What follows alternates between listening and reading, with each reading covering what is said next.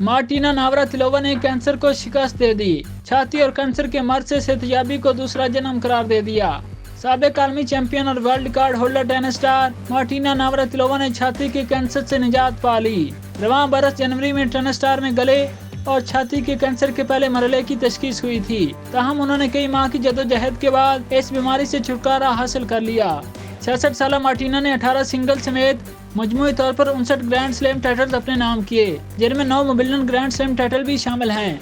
Martina नावरातिलोवा singles और doubles में 200 से ज्यादा हफ्तों तक वर्ल्ड नंबर 1 रहने वाली वह टेनिस प्लेयर हैं। टेनिस के जिम 3 खिलाड़ियों में शुमार की जाने वाली नावरातिलोवा ने एक इंटरव्यू में इंकशाफ किया था कि कैंसर तशखीस होने के बाद बहुत खौफजदा थी और मैं सोचती थी कि अगर मैं 1 साल जिंदा रही तो कौन सी गाड़ी चलाना चाहूंगी।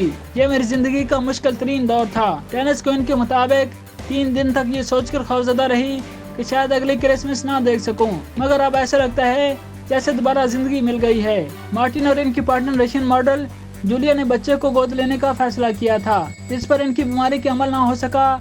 ताहम इनका कहना है कि अब वो दोबारा इस हवाले से मनसूबाबंदी करेंगी। मार्टिना नावरातिलोवा ने 2017 में तवील रफाकत के बाद अपनी दोस्त जूलिया से शादी की थी, जिस मुश्किल वक्त में हर पल उनके साथ रही।